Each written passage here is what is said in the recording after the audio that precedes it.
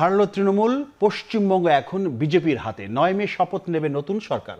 যদিও নির্বাচনে পরাজয় অস্বীকার করে মুখ্যমন্ত্রীর পদ থেকে পদত্যাগের অস্বীকৃতি মমতার, আসন গেড়ে নতুন রাজনৈতিক সমীকরণ তৈরি করবে বিজেপি, যার প্রভাব পড়তে পারে বাংলাদেশেও। যদিও পররাষ্ট্র প্রতিমন্ত্রী শামা ওবায়দ বলেছেন, পশ্চিমবঙ্গে যেই ক্ষমতায় আসুক বাংলাদেশের সঙ্গে সম্পর্কে কোনো প্রভাব পড়বে না। আসলেই কি তাই? পানি বন্টন, অনুপ্রবেশ, সংখ্যালঘু নির্যাতন, পৌষহীন সীমান্ত ইস্যুতে ভারত বাংলাদেশ বিতর্ক নতুন কিছু নয়। কোন দিকে যাচ্ছে ঢাকা দিল্লি সম্পর্ক, উষ্ণ নাকি শীতল? আসলে আপনাকে দিয়ে শুরু করতে চাই। সেটি হচ্ছে যে, আমি শুরুতে বললাম যে পশ্চিমবঙ্গে একেবারে আসন গেড়ে নতুন রাজনৈতিক সমীকরণ হতে যাচ্ছে, ধরি হয়েই গেছে। 9 মে তারা শপথ নেবে। আশঙ্কার বিষয় হচ্ছে যে মুখ্যমন্ত্রী আজ সন্ধ্যায় ঘোষণা দিয়েছেন মমতা তিনি মুখ্যমন্ত্রীর পদ থেকে পদত্যাগ করবেন না। এই যে এটা তাদের নিজস্ব বিষয়, কিন্তু তাদের যে ক্ষমতায় আসা নতুন সরকার বাংলাদেশের সাথে প্রভাব পড়তে পারে না প্রভাব পড়বে, যদি পড়ে সেই প্রভাব উষ্ণ হবে না শীতল হবে, কোন দিকে যাচ্ছে বাংলাদেশ? প্রথমে বলি যে মমতা ব্যানার্জি পদত্যাগ না করার সিদ্ধান্ত মানে একটা রাজনৈতিক অচল অবস্থা শুরু হলো। এবং আপনি খেয়াল করেছেন নির্বাচনে ফলাফল ঘোষণার 24 ঘন্টা না যেতেই কিন্তু সেখানে অনেক সন্ত্রাস হচ্ছে, দোকানপাটে হামলা চালানো হচ্ছে, তৃণমূল অফিস ব্যাপকভাবে ভাঙচুর করা হয়েছে, আগুন দেওয়া হয়েছে, অনেক মুসলিম দোকানেও আগুন দেওয়া হয়েছে। আমরা দেখছি এটি ভারতের যে গণতান্ত্রিক ইতিহাস, গণতান্ত্রিক নির্বাচনী রাজনীতির ইতিহাস, তার সাথে খুব বেশি মানানসই না। যেই নির্বাচনটি হলো সেটিকে একটি অসম যুদ্ধ বলাটাই ঠিক হবে। কেননা ভারতের কেন্দ্রীয় সরকার তার যতগুলো কেন্দ্রীয় প্রতিষ্ঠান আছে, মানে আজকে দুর্নীতি দমন সংস্থা থেকে শুরু করে আপনার আইন শৃঙ্খলার কেন্দ্রীয় প্রতিষ্ঠানগুলো, তারা সবাই এই নির্বাচনে অংশ নিয়েছে।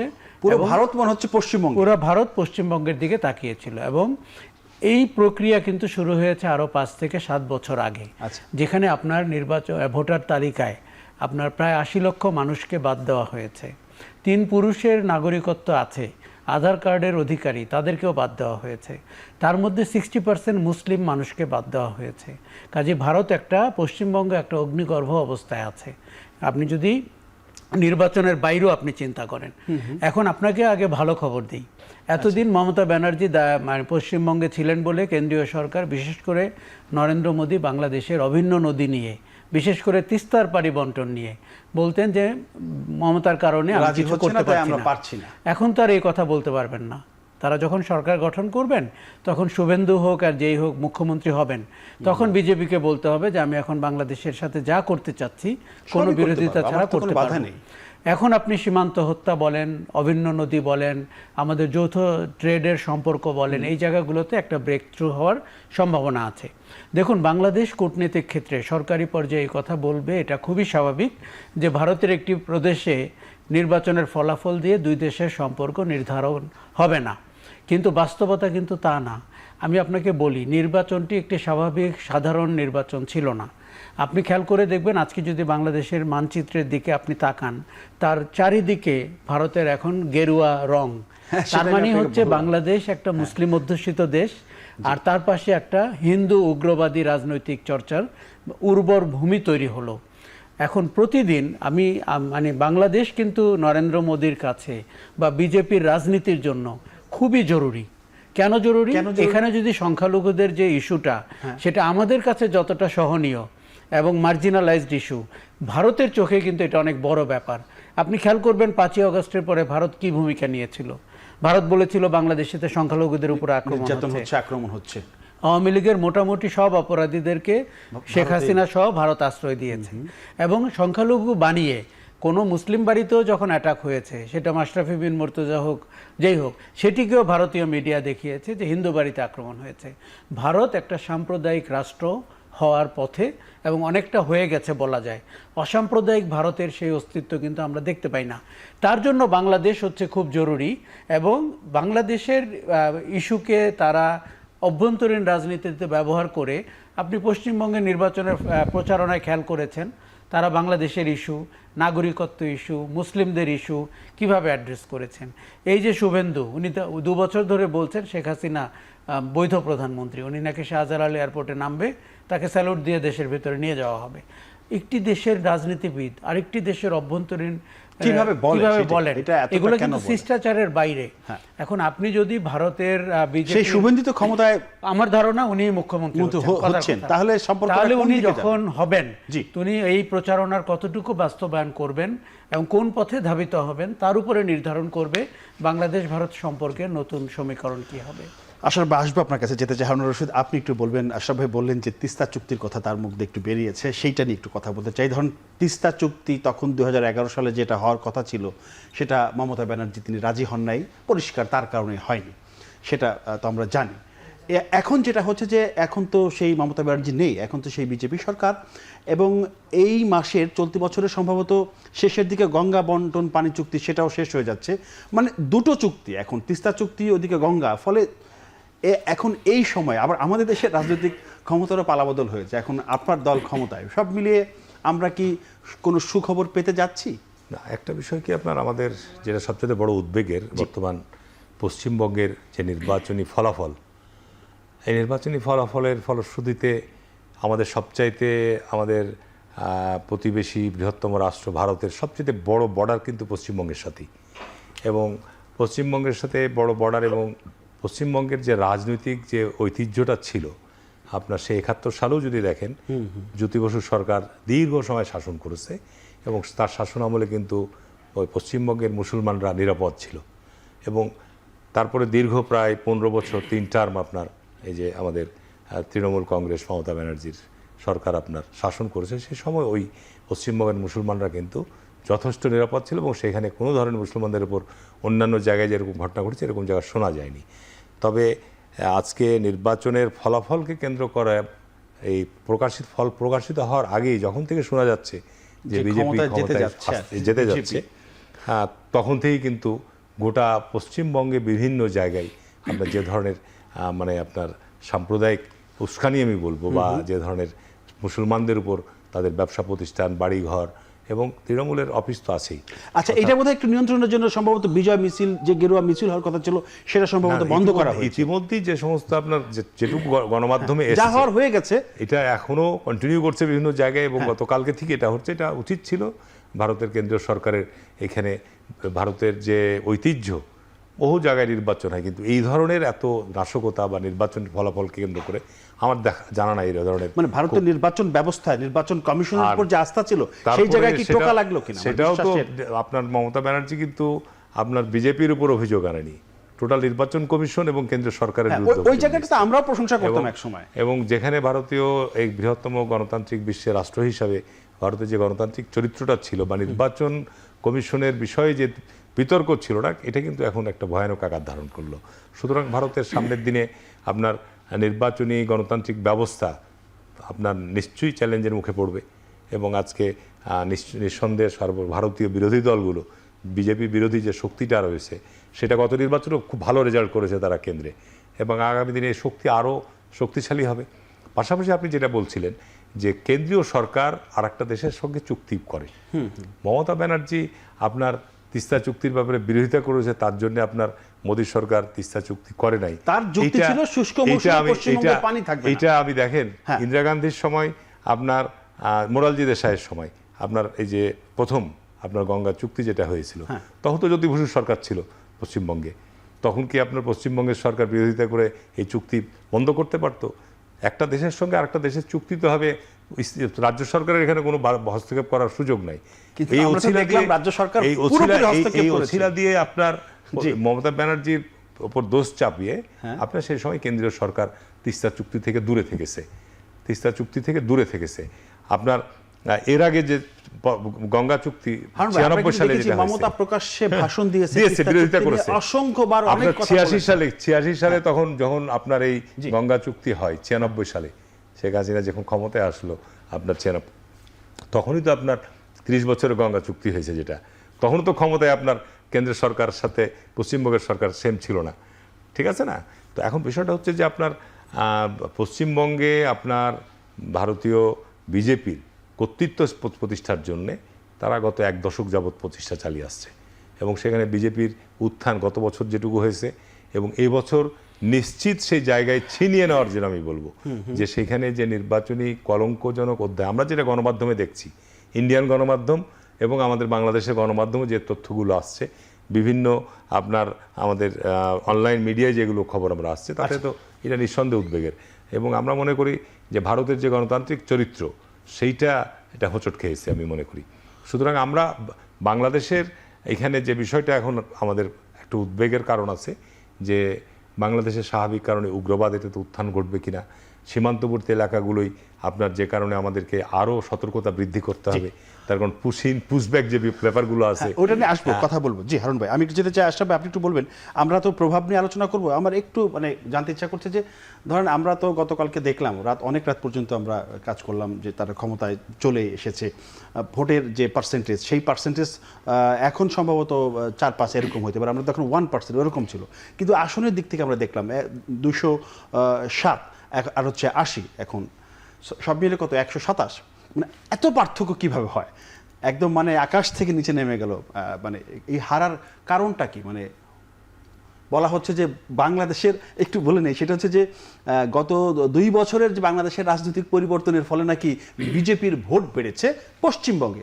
এই কথার সঠিকতা কতটুকু? আচ্ছা, এই কথার সঠিকতা আছে, কারণ গত 2 বছরে ভারতের কেন্দ্রীয় সরকার একটা অর্গানাইজড প্রোপাগান্ডা করেছে বাংলাদেশকে কেন্দ্র করে। আমরা তখন মনে করেছি কেউ কেউ যে তারা আমাদের ইউনূস সরকারকে মেনে নিতে পারছে না, হাসিনার বিদায়কে মেনে নিতে পারছে না। ব্যাপারটি আসলে তা না। ব্যাপারটি হচ্ছে নরেন্দ্র মোদীর স্বপ্ন হচ্ছে ভারত দখল করা, এবং পশ্চিমবঙ্গ এতদিন তার মুঠোর বাইরে ছিল। উনি বাংলাদেশের গণ অভ্যুত্থানকে উপজীব্য করে ভারতের অভ্যন্তরীণ রাজনীতির রসদ জোগাড় করেছেন। কি জোগাড় করেছেন? যে বাংলাদেশে সংখ্যালঘুদের উপরে নির্যাতন হচ্ছে, অতএব পশ্চিমবঙ্গে আমাদের সরকার লাগবে যারা হিন্দুদেরকে নাগরিকত্ব দেবে এবং হিন্দুদের সম্মান রক্ষা করবে। আপনি খেয়াল করেছেন সেই সময় থেকে আজ অবধি কিন্তু আমাদের সাথে কূটনৈতিক যোগাযোগ ঠিক হয়নি, এখনো হয়নি। এবং বলা হয় যে 9 তারিখে তারা শপথ নেওয়ার পরে সম্ভাবনা রয়েছে। তার মানে তারা একটা অর্গানাইজড ওয়েতে পশ্চিমবঙ্গের নির্বাচনকে 5-7 বছর ধরে তৈরি করেছে। তারা কি চিন্তা করছে নির্বাচনের পরে আমরা এইসব বিষয়ে আলোচনা করব? আমার তাই মনে হয়, কেননা তাদের কাছে তো আসলে ভারতের পশ্চিমবঙ্গের নির্বাচন অনেক বেশি গুরুত্বপূর্ণ। আচ্ছা, আরেকটা কথা আপনাকে বলি, এই ভারত সরকার কিন্তু বাংলাদেশের অভ্যন্তরীণ রাজনীতিতে দিনের পর দিন, দশকের পর দশক নাক গলিয়েছেন। আমাদের পরপর 3টি নির্বাচন হয়নি, সেই নির্বাচনকে তারা সার্টিফাই করেছেন। ভারতের পররাষ্ট্র সচিব ঢাকায় এসে অপোজিশনকে নির্বাচনে অংশগ্রহণ করার জন্য চাপ দিয়েছেন। কোনো গণতান্ত্রিক দেশ আরেকটি গণতান্ত্রিক দেশে এটা করতে পারে না, সেটি তারা করেছেন। আচ্ছা, এখন আমি আপনাকে বলি, বাংলাদেশের একটা সুবিধা হচ্ছে এখন একটা অত্যন্ত শক্ত ম্যান্ডেট পাওয়া একটি সরকার ক্ষমতায় রয়েছে, একটি অনির্বাচিত অন্তর্বর্তী সরকার কিন্তু না। অতএব বাংলাদেশ সরকারকে ঠিক করতে হবে এই পরিবর্তিত পরিস্থিতিতে ভারতের ব্যাপারে আমাদের নীতি কী হবে। কারণ দেখুন, আজকাল সব রাজনৈতিক দলই বাংলাদেশকে প্রথম বলে তাদের প্রচারণা করেছেন, ম্যানিফেস্টো দিয়েছেন। আমরা তার কাজে প্রমাণ চাই। তারা কি এখন ভারতের কাছে আবার আগের অতীতের মতো কিছুটা নত হয়ে থাকবেন, নাকি সোজা হয়ে দাঁড়িয়ে বাংলাদেশের সম্মানে? আচ্ছা, একদম সহজ একটা কথা, সেটা হচ্ছে যে ধরেন ভারতের মতো পরাক্রমশালী বড় একটি দেশ আর আমরা ছোট একটি দেশ। এখন ভারতের যে সক্ষমতা, যে ক্ষমতা, তাদের যে অর্থনীতি, আমাদের যে সক্ষমতা, ক্ষমতা, অর্থনীতি তুলনামূলক বিশ্লেষণ করলে অনেক পার্থক্য। সেই জায়গাটায় আমরা কিভাবে তাদের সাথে সম্পর্ক ধরে রাখবো? কূটনৈতিক ছাড়া আর কিভাবে আমরা তাদের সাথে সম্পর্ক রাখবো? প্রথম কথা বলি, আন্তর্জাতিক রাজনীতিতে কিন্তু সাইজ দিয়েই সবকিছু বিচার করা হয়, শক্তিমত্তা দিয়ে হয়, এমনকি মিলিটারি পাওয়ার দিয়ে হয়। এটা কিন্তু সত্যি না। আপনি আপনার পজিশনিংকে সিগনিফিক্যান্ট বানাতে পারেন কিনা। দেখুন, বাংলাদেশের সবচেয়ে বড় অ্যাডভান্টেজ হচ্ছে বাংলাদেশ চায়না এবং ভারতের মাঝে। অতএব আপনার সুযোগ রয়েছে চায়নার দিকেও ঝুঁকে যাওয়ার। এটি ভারতের জন্য খুবই টেনশনের কারণ। আচ্ছা, দ্বিতীয় হচ্ছে যে আমাদের ভৌগোলিক অবস্থান এবং জনসংখ্যার যে প্রায় 170 মিলিয়ন 180 মিলিয়ন পিপল, এটি ভারতের জন্য একটা বড় বাজার। আপনি খেয়াল করে দেখেন ট্রেডের দিকে তাকিয়ে ভারতের পণ্য, ভারতের সার্ভিস, এগুলো কোন বাজারে আসছে। এটি অবশ্যই, এমনকি যখন আমাদের কূটনৈতিক সম্পর্ক তলানিতে, তখনও কিন্তু এই কথা সত্যি। কাজেই ভারতকে যেটি মেনে নিতে হবে সেটা হচ্ছে একটি পরিবর্তিত বাংলাদেশের গল্প। এখন এই মেনে নেওয়াটা কিন্তু তাদের শুরু হয়েছে। প্রথম দিকে তারা হোঁচট খেয়েছেন, হজম হয়নি। এখন কিন্তু তারা কূটনৈতিক যোগাযোগ করতে চাচ্ছেন, তারা নতুন বাংলাদেশকে বুঝতে চাচ্ছেন। এখন নতুন বাংলাদেশের সরকার সেই সাহস নিয়ে এবং সেই বুদ্ধিমত্তা নিয়ে সেই কূটনীতি নিয়ে এগোতে পারবে কিনা, এটা একটু আমি একটু সরকারের ভাইকে উপর। জানতে চাই। ভাই আপনি একটু বলেন, নতুন নিঃসন্দেহে। বাংলাদেশের নতুন সরকার সেই সাহস, সেই কূটনীতি নিয়ে ভারতের সাথে সম্পর্ক কতটা গভীর? বাংলাদেশ জাতীয়তাবাদী দলের রাজনীতির প্রতিষ্ঠাতা এবং আমাদের রাজনীতি সম্পর্কে নিশ্চয় একটা ধারণা আছে। সুতরাং আমাদের নতজানু পররাষ্ট্রনীতি বা ভারতের প্রতি আনুগত্য প্রকাশ করার কোনো সুযোগ নাই। আচ্ছা। এখানে আমাদের যেহেতু ভারত পার্শ্ববর্তী দেশে ভারতের সাথে অবশ্যই আমাদের বন্ধুত্বপূর্ণ সম্পর্ক অবশ্যই চাই, কিন্তু আমার স্বার্থ বিকিয়ে দিয়ে সেই বন্ধুত্বপূর্ণ সম্পর্ক সেটা আমরাও চাই, BNP সেটা চায় কেউ না। চায় না। তো সেই ক্ষেত্রে জি। আমার যেটা আশরাফ ভাই যেটা বলল যে একদিকে যেমন আর বড় বৃহত্তম প্রতিবেশী এবং ভারতের বিরাট বাজার বাংলাদেশ, কোনো সন্দেহ নাই। এখানে আপনার যতগুলো ল্যান্ড পোর্ট, আপনার রেল পোর্ট, রেল বন্দর বলেন, আপনার আমাদের বাংলাদেশে এই শেখ হাসিনার সময় যে পরিমাণ চিকিৎসা খাতে ভারতে গমন করেছে বাংলাদেশ, বিশ্বের কোনো দেশের এত পরিমাণ মানুষ ভারতে যায়নি, সব হাইয়েস্ট পরিমাণ মানুষ। এইটা সব সরকার আমলে কিন্তু এখন চায় চিকিৎসা না, নিতে। সব সরকার না, এটা শুরু হয়েছে কিন্তু শেখ হাসিনার সময় আপনার বড় আকারে, এবং ভারতীয় ভিসা সেন্টার বাংলাদেশের চারিদিকে ছড়িয়ে গেছিল তখন। তো এখন বিষয়টা হচ্ছে যে ভারত এখন বাংলাদেশের সাথে কেমন সম্পর্ক করতে চায় নির্ভর করছে ভারতের উপর। আর ভারত যদি আমাদের সঙ্গে বিমাতার সুলভ আচরণ করতে চায় বা আমাদের উপর কর্তৃত্ববাদী শাসন বজায় রাখতে চায় অতীতের মতো, তাহলে বাংলাদেশের একটা নির্বাচিত শক্তিশালী সরকারের, যেটা আশরাফ ভাই বলল, আমাদের রাস্তা খোলা আছে। তো আমরা কি চীনের দিকে ঝুঁকে যাব? চীনের দিকে যাব না কোথায় যাব সেইটা আপনার বলে দিবে। কিন্তু এটা সত্য যে জিয়াউর রহমান এই সাবকন্টিনেন্টে আপনার একটা শান্তিপূর্ণ অবস্থা, সহাবস্থান বজায় রাখার জন্য সার্ক তৈরি করেছিল। শুধু ভারতের একগুঁয়েমি এবং তার কর্তৃত্ববাদী মনোভাবের কারণে কিন্তু এই গত সার্ক তো ধরতে গেলে অকার্যকর, গত কোনো কাজই নেই। 40 বছরে বলা যায় যে সার্ক ফাংশন করছেন একটি মাত্র কারণে। সুতরাং আজকে ভারত যদি চায় যে আমাদের এই সাবকন্টিনেন্টে শান্তি স্থিতিশীলতা বজায় থাকবে, তাহলে এই ব্যাপারে ভারতকে সবচেয়ে দায়িত্বপূর্ণ ভূমিকা নিতে হবে। ভারত যদি মনে করে যে আমরা স্বাধীন দেশ, আমাদের স্বাধীন দেশের উপর তার অতীতের একটা অনির্বাচিত সরকারকে যেভাবে নিয়ন্ত্রণ করেছে বা কর্তৃত্ব তারপর বজায় রেখেছে, সেটা যদি বাংলাদেশের উপর বজায় রাখতে চাই, সেটা বাংলাদেশের মানুষ বাংলাদেশের মেনে মানুষ নিতে গ্রহণ চায়নি, করবে না। মেনে নিবেও না। নিবেও জি। না। আপনি বললেন যে 90 লাখ ভোটার তাদেরকে বাদ দেওয়া হয়েছে, এর মধ্যে 65% আপনার মুসলিম ভোটার, তার মধ্যে রয়েছে আপনার 3 পুরুষ ধরে তারা ভোট দিয়েছে, দাদা দিয়েছে, বাবা দিয়েছে, ছেলে দিচ্ছে, তাদেরকে বাদ দেওয়া আছে। তো এই যে মুসলিম ভোটার, এদেরকে আবার বলা হচ্ছে অনুপ্রবেশকারী। ফলে আমরা কি গভীরভাবে আশঙ্কা করব যে ব্যাপকভাবে, আগে যেমন আমরা আপনাকে বলি যে আসামের যে মুখ্যমন্ত্রী তার বক্তব্য শুনেন, আবার শুভেন্দু যিনি মুখ্যমন্ত্রী হতে যাচ্ছেন তার বক্তব্য শুনেন, ফলে পুশিনটা একটু সীমিত আকারে ছিল, পুশিন কিন্তু হয়েছে, সেইটা কি সীমিত থেকে এখন বড় আকারে হবে কিনা, মানে এটা নাকি আমি খুব আশঙ্কা করব নাকি রিল্যাক্স হয়ে বসে থাকবো? তারা যে রাজনীতির ভাষায় কথা বলেছেন এবং যেভাবে ডিরেক্টলি বলেছেন যে বাংলাদেশি মুসলিম এবং রোহিঙ্গাদের কারণে একদম পরিষ্কার ভাষায় বলেছেন ডেমোগ্রাফিক ইমব্যালেন্স তৈরি হয়েছে, এবং আসামেও তাই। আসামে তো আপনি জানেন যে এটি হচ্ছে রাজনীতির সবচেয়ে বড় ব্যাপার, কে আদিবাসী, কে আসামীয়, কে বাইরে থেকে এসছে, এগুলো। এখন আমি যেটি ভয় পাচ্ছি, যদি এখন বিজেপি এই রাজনীতি করবে বলেই আমার ধারণা, কেননা এটি হচ্ছে বিজেপির রাজনীতির মূল মন্ত্র, মানে আমাদেরকে চাপে রাখা, ভারতকে একটি হিন্দু রাষ্ট্র বানাতে হবে। এবং তারা, আপনি খেয়াল করবেন, ভারতের হিস্ট্রিকে তারা রিরাইট করতে চাচ্ছে, যে ভারতের জন্ম থেকে শুরু করে এই যে আজকে শ্যামাপ্রসাদ মুখোপাধ্যায়ের নাম এসছে, যে উনি কিভাবে ভারতীয় রাজনীতিকে প্রভাবিত করেছিলেন। আমার ধারণা যে যেভাবে পুশিন হয়েছে গত 2 বছরে বিভিন্ন বর্ডারে, সেটি আমার ধারণা আরও বড় আকারে তৈরি হবে, এবং আপনি শরণার্থীদের একটি ঢল দেখতে পাবেন। এবং আপনাকে প্রস্তুতি নিতে হবে, রোহিঙ্গা শরণার্থীদেরকে আপনি যেভাবে আশ্রয় দিয়েছেন, খাদ্য, বাসস্থান নিশ্চিত করেছেন, পশ্চিমের বঙ্গ থেকেও কিন্তু এরকম একটি ঘটনা ঘটতে পারে, যদি না তাদের গুড সেন্স প্রিভেল করে, যদি না তারা মনে করেন যে এই রাজনৈতিক অস্ত্র দিয়ে তারা পশ্চিমবঙ্গকে স্টেবল করবেন, স্থিতিশীল করবেন। একই ঘটনা কিন্তু আসামেও হতে পারে। কাজে বাংলাদেশকে অনেক দক্ষতার সাথে বাংলাদেশের অভ্যন্তরীণ রাজনীতি নিয়ন্ত্রণ করতে হবে, সীমান্ত সমস্যা বা সীমান্ত পরিস্থিতিকে দেখভাল করতে হবে, এবং ভারতের সাথে সম্পর্ক, আমি কূটনীতির কথাই বলবো, সেটি দিয়ে আপনার এই পরিস্থিতিকে সামাল দিতে হবে। কেননা এই নির্বাচনের আগে যেভাবে আপনার ভোটার তালিকা থেকে 80 লক্ষ মানুষকে বাদ দেওয়া হলো, এটি কিন্তু শেষ না, এটি কিন্তু মাঝপথে এসে দাঁড়ালো। এদের পরিণতি কি হবে? যারা ভোটার তালিকা থেকে বাদ পড়লেন, তারা তো নাগরিকত্ব থেকে বাদ পড়বেন। আচ্ছা, যদি নাগরিকত্ব তারা হারান, তাহলে তাদের রাষ্ট্রটি কোনটি? ভারত ঠিক করবে তার রাষ্ট্র কোনটি। তিনি ঠিক করবেন যে মিয়ানমার থেকে গেছেন না বাংলাদেশ থেকে গেছেন।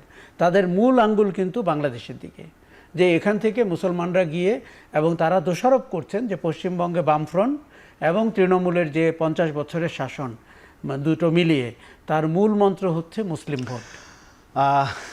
হারুন ভাই, আপনি একটু বলুন, এই যে আশরাফ ভাই যেটা বলেন যে আশঙ্কার কথাই তো, ধরেন মুসলিম যারা তাদেরকে প্রেশার ক্রিয়েট করবে কিনা, বা আমরা তো দেখলাম পুশিনের চেষ্টা, ফলে আমরা স্কুল থেকে এসে এই যে হোমওয়ার্ক যেটা ছিল ওটা করার জন্য ব্যস্ত হয়ে যেতাম, টেনশনে থাকতাম।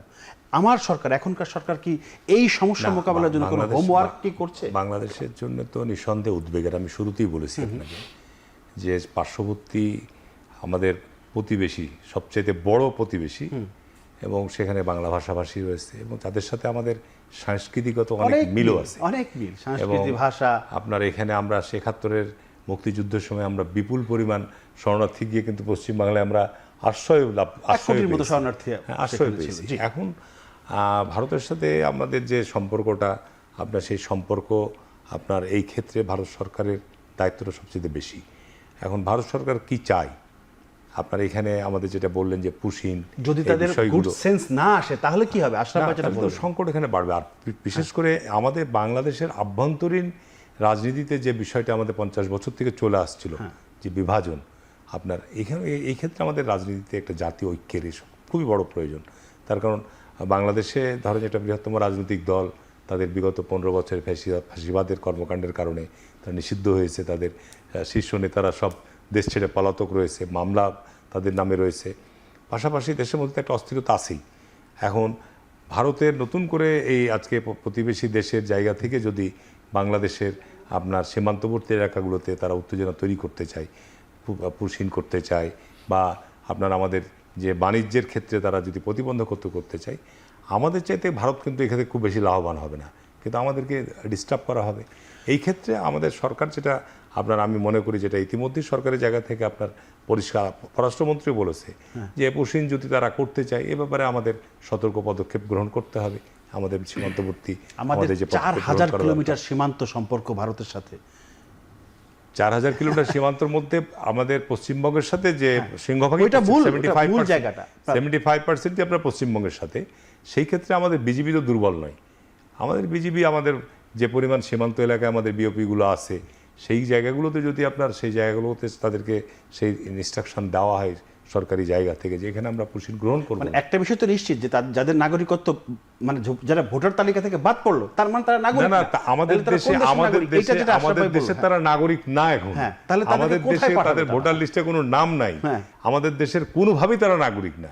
এখন আমাদের দেশের নাগরিক বানিয়ে যদি তাদেরকে আপনার বাংলাদেশের মধ্যে প্রবেশ করতে চাই, তাহলে আমাদের দেশের যে সীমান্তরক্ষী বাহিনী আছে সেখানে বাধা দেবে, এবং সেটা বাধা আসার পরে যখন আমরা এই গণমাধ্যমে নিউজ আসবে, বাংলাদেশ সরকার কেন্দ্র সরকারের সাথে কথা বলবে যেগুলো তোমাদের অন্যায় হচ্ছে, এগুলো আমরা সেই হোমওয়ার্কটা আমরা না সেটার ব্যাপারে আমি মনে করি যে এই প্রবলেম তো বাংলাদেশ অনেক দিন যাবত ফেস করছে, আজকে নতুন না। এখন এটা বড় আকার ধারণ করতে পারে, যেটা আমরা আশঙ্কা করছি যে এখানে আপনার বিজেপি সরকার আসার ফলে আর বাংলাদেশে যে রাজনৈতিক অস্থিরতা আছে সেই সমস্ত সুযোগ নিয়ে এই ধরনের একটা পরিস্থিতি সৃষ্টি করতে পারে। সেই ক্ষেত্রে অবশ্যই আমাদের জাতীয় ঐক্য দরকার। একটা এই ক্ষেত্রে বাংলাদেশকে অবশ্যই ভারতীয় সরকারের সাথে আলোচনা হচ্ছে নিশ্চয়ই, আপনার আমাদের সম্পর্ক উত্তরণের ক্ষেত্রে আমাদের যে বিষয়গুলো রয়েছে সেগুলো আলোচনা হচ্ছে। সেগুলো আলোচনার পাশাপাশি এই বিষয়গুলোর ব্যাপারে আমাদেরকে অবশ্যই সতর্ক পদক্ষেপ গ্রহণ করতে হবে।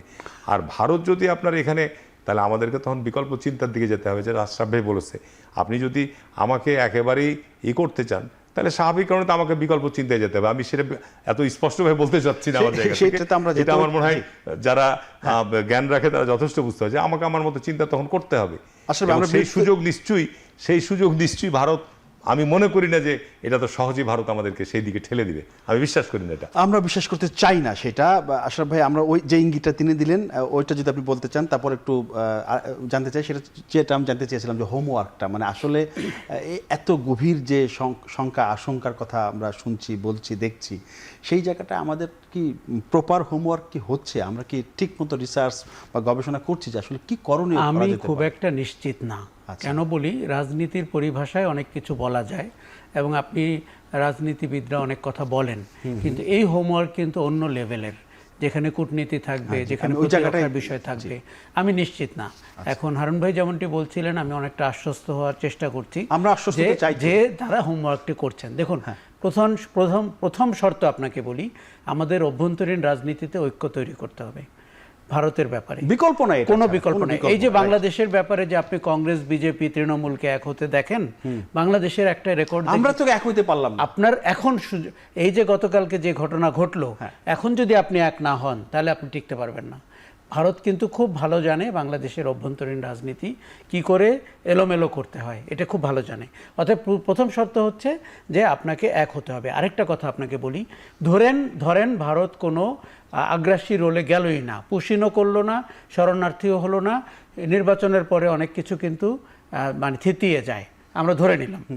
আপনি কি খেয়াল করেছেন গত নির্বাচনে বাংলাদেশের সীমান্তবর্তী জেলাগুলোতে কারা ভালো ফল করেছে? জামায়াত ইসলামী। কারণটা কি?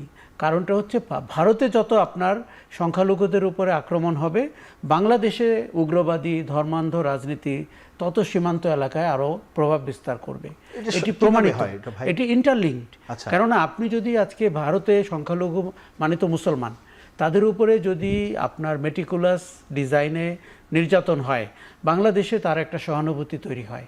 আবার উল্টোটাও হয়, এখানে যদি সংখ্যালঘুদের উপরে আপনি আক্রমণ করেন এবং তারা যদি নাগরিক অধিকার না পায়, বৈষম্য তৈরি হয়, পশ্চিমবঙ্গে কিন্তু তার একটা প্রভাব পড়বেই, ভারতের রাজনীতিতেও পড়ে। এটি আমি কেন বলছি, আমাদের দেশ যেন মধ্যপন্থার রাজনীতি ছেড়ে উগ্রপন্থার দিকে চলে না যায় ভারতীয় রাজনীতির কারণে। এগুলো কিন্তু অনেক গভীরভাবে নৃতাত্ত্বিকদের, রাজনৈতিক বিশ্লেষকদের বোঝার বিষয় রয়েছে, এটি অত সরলীকরণ করে ফেললে হবে না। আর তৃতীয় আশঙ্কার কথা আপনাকে বলি, আওয়ামী লীগের রাজনৈতিক কর্মকাণ্ড তো এখন নিষিদ্ধ।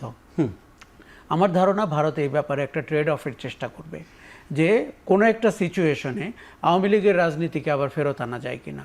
শেখ হাসিনা না হোক, আওয়ামী লীগ রাজনৈতিক প্রতিষ্ঠান হিসাবে বাংলাদেশের রাজনৈতিক অঙ্গনে বিচরণ করতে পারে কিনা, এমন পরিস্থিতিও ভারত তৈরি করার ক্ষমতা রাখে। দেখুন, আমি একটা জিনিস আপনাকে বলি, বিপুল সংখ্যক মানুষ রাষ্ট্রহীন হতে যাচ্ছে ভারতে, যারা নাগরিকত্ব হারিয়েছে, যারা ভোটাধিকার হারিয়েছে, তারা কোথায় যাবে? অতএব তাদেরকে কোনো একটা জায়গায়, এবং কোনো মানুষ যারা আরও ভয় পাচ্ছেন, তারা বলছেন যে সীমান্ত এলাকায়, কিন্তু এটি নরেন্দ্র মোদীর কথা, এটি অমিত শাহর কথা, তারা শরণার্থী ক্যাম্প করতে চাচ্ছেন। তারা বলছেন যে এরা ভারতের নাগরিক না, এরা অন্য কোনো দেশের নাগরিক, অতএব তারা শরণার্থীদের মতো থাকবেন।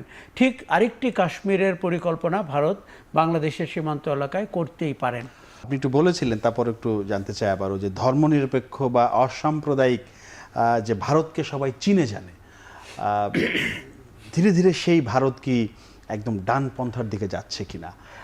যে ভারতের নির্বাচন ব্যবস্থা নিয়ে সবাই যারা ক্ষমতা থেকে নির্বাচন করে এবং বিশ্বাস করে নেয় যে হ্যাঁ ভালো নির্বাচন হচ্ছে, যেটা আমরা পারি না, আমাদের দেশে যেটা হয় না, সেই ভারত কি একেবারে ইউটার্ন নিচ্ছে? ভারত বেশ কয়েক দশক ধরেই মানে অসাম্প্রদায়িক ধর্মনিরপেক্ষ ভারতের যে আইডিয়ালস, সেখান থেকে সরে গিয়ে সাম্প্রদায়িক ধর্মভিত্তিক হিন্দু রাষ্ট্র ভারতের দিকে কিন্তু যাচ্ছে। আপনি যদি বিজেপির যে শুধু পশ্চিমবঙ্গে মেটিকুলাস ডিজাইন করেছে তা কিন্তু না, পুরো ভারতেই এই যে কাশ্মীরের যে স্পেশাল স্ট্যাটাস বাদ দেওয়া এবং ভারতের রাজনীতিতে যেভাবে তারা হিন্দু প্রতিভূদেরকে সামনে নিয়ে আসা, এই সব কিছু কিন্তু ওই ডিজাইনের পার্ট। এখন ভারত একসময় হয়তো রিয়েলাইজ করবে যে সে তার আইডেন্টিটি থেকে সরে গেছে, কিন্তু ইদানিং আমি যেটা শঙ্কার দেখি সেটা হচ্ছে শিক্ষিত মানুষজন যারা, শোনেন, ধর্ম কিন্তু রাজনীতিতে অনেক প্রভাবশালী একটি বিষয়। আপনি খেয়াল করবেন আমাদের দেশেও এই যে কেউ জান্নাতের টিকিট বিক্রি করছিল ইলেকশনের আগে, তাদের নিজেদেরই জান্নাতে যাওয়ার কোনো গ্যারান্টি নাই। তার মানে হচ্ছে কিন্তু মানুষ তো বিভ্রান্ত হয়, কাজেই ভারতেও একই কাণ্ড ঘটছে, বিভ্রান্ত হয়েছে তো এবারও হয়েছে আমাদের এখানে। আপনি বুঝতে পারেন পার্লামেন্টে 77টা সিট কারা পেয়েছে। আচ্ছা, সেইখানে ভারতে এরকম একটি মন্ত্রমুগ্ধের মতো বয়ান চালু আছে এবং হিন্দু রাষ্ট্র ভারত ওই পথে ভারত যাচ্ছে। ভারতকে ফিরিয়ে আনা কঠিন হবে আমার যতটুকু ধারণা। দ্বিতীয় বলি, আমরা সব সময় বলতাম যে ভারতে আর যাই হোক নির্বাচন কমিশন বিশ্বাসযোগ্য, আমরা টিএন সেশনের কথা বলতাম ইত্যাদি ইত্যাদি। এবার পশ্চিমবঙ্গে মমতার প্রথম অভিযোগ কিন্তু নির্বাচন কমিশন, বিজেপি না। কিন্তু তার মানে নির্বাচন কমিশন তার নিরপেক্ষতা হারালো। নির্বাচন কমিশন সব দলের কাছে সমান অধিকারের জায়গা বলে পরিচিত হতে পারল না।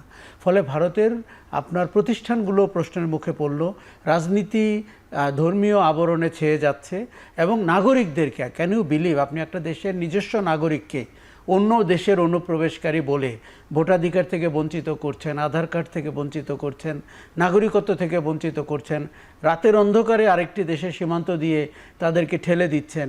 আপনি যদি আমাদের গত কয়েক মাসে পুশিনের চিত্র দেখেন, বিশেষ করে আন্তর্জাতিক গণমাধ্যমে, এটি কিন্তু মানবতা বিরোধী অপরাধের মতো। আপনি 3 পুরুষ ধরে ভারতে থাকা মানুষকে বলা হচ্ছে তারা নাগরিক না। কাজেই ভারত একটা অত্যন্ত আগ্রাসী, ধর্মভিত্তিক, উগ্র জাতীয়তাবাদী রাজনীতির আবরণে ঢুকে যাচ্ছে এবং এই রাজনীতির সামনে কিন্তু কংগ্রেস বলি, অন্যান্য দল বলি, তাদের টিকে থাকা কঠিন হচ্ছে।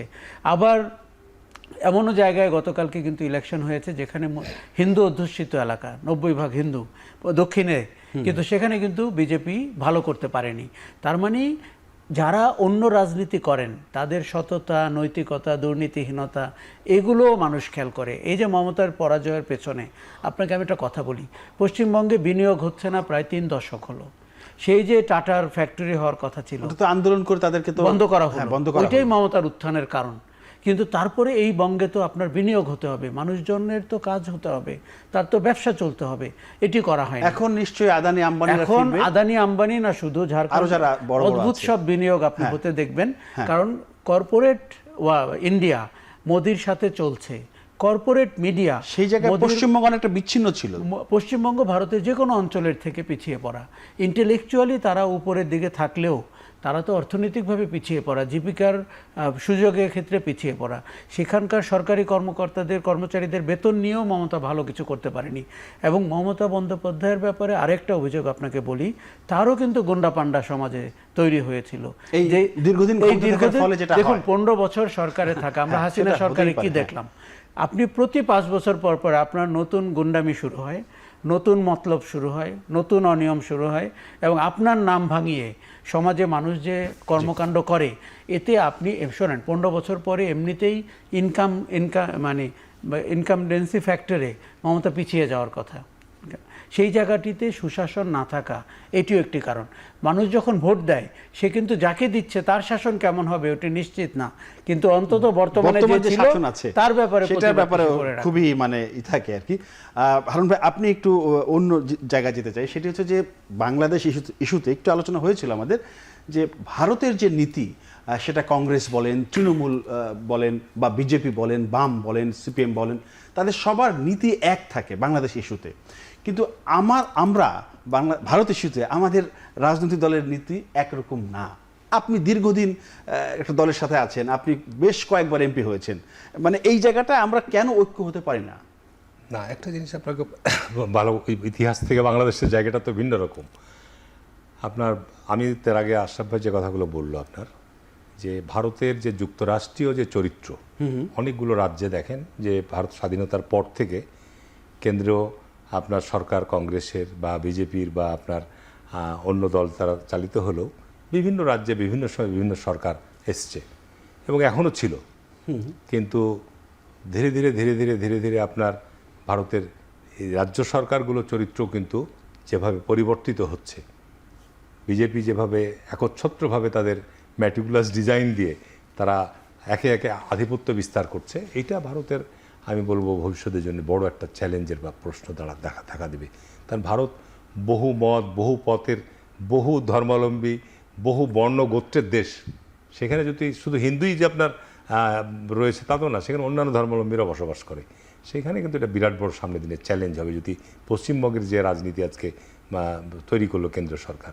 আর বাংলাদেশের বিষয়ে যেটা ভারতীয়রা মনে করে, ভারতীয়দের ধারণা যে 71-এর মুক্তিযুদ্ধে বা ভারতের সহযোগিতার অবদান হচ্ছে বাংলাদেশ, সুতরাং বাংলাদেশকে অলওয়েজ ভারতের আনুগত্য স্বীকার করতে হবে, ভারতের কর্তৃত্বের মধ্যেই থাকতে হবে, এরকম।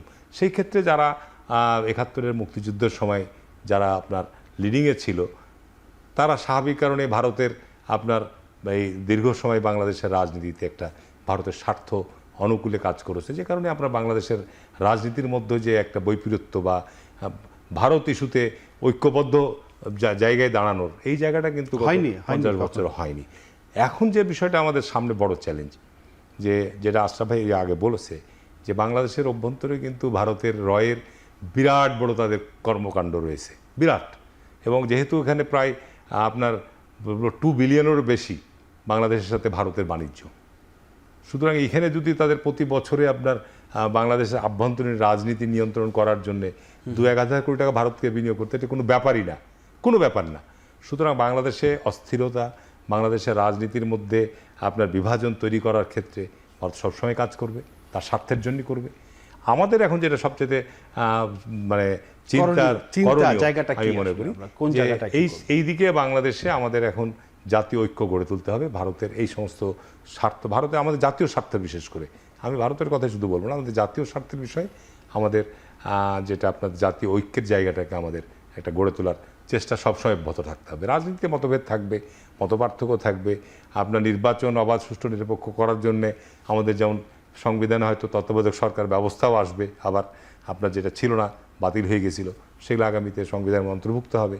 নির্বাচন নিয়ে যেন কোনো বিরোধ বিতর্ক না হয়, স্থানীয় সরকার নির্বাচনগুলো আসছে সেগুলো যেন অবাধ সুষ্ঠু হয়, তাহলে পরে আমাদের দেশে যে আপনার গণতান্ত্রিক চর্চার জায়গাগুলো একটা আস্থার জায়গা যদি তৈরি করতে পারি। কিন্তু ভারতে যদি মুসলমানদের উপর জুলুম অত্যাচার চলতে থাকে, ভারতে যদি মুসলমানদের উপর আপনার এই ধরনের, তাহলে বাংলাদেশে যে ইসলামিক দলগুলো আছে তারা তো মাঠে জানাবে, তারা তো প্রতিবাদ জানাবে, সারা দেশব্যাপী প্রতিবাদ জানাবে। সেইটা তো আপনি সরকারের এই জায়গা থেকে স্বাভাবিক কারণে একটা অস্বস্তিকর পরিবেশও তৈরি হবে। যদি আমরা এখানে করে তা ভারতের সরকার পরিবর্তন করতে পারবো না, বা ভারতের এটা করে আমাদের কিছুই হবে না, কিন্তু বাংলাদেশের মধ্যে অস্থিরতা তৈরি হলে স্বাভাবিক কারণে ভারতে তখন স্বাভাবিক কারণে এই বাংলাদেশের ব্যাপারে তার একটা অবস্থান, ভিন্ন চিন্তা ভাবনা দাঁড়াবে।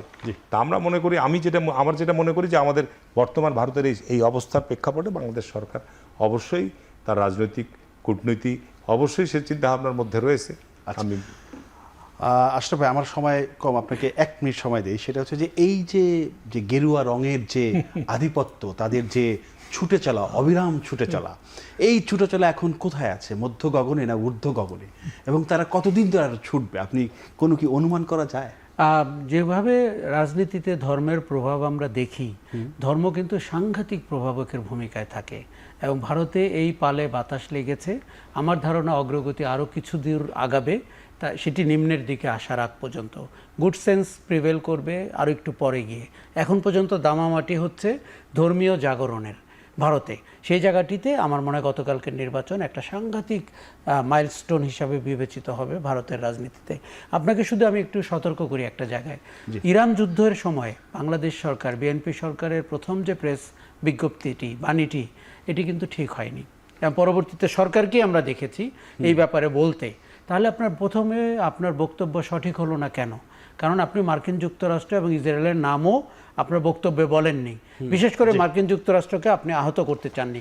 কিন্তু সেটি করতে গিয়ে আপনি ইরানের মতো একটি আক্রান্ত দেশকেও কে আক্রমণ করলো এই কথাটিও বলতে ভুলে গেলেন।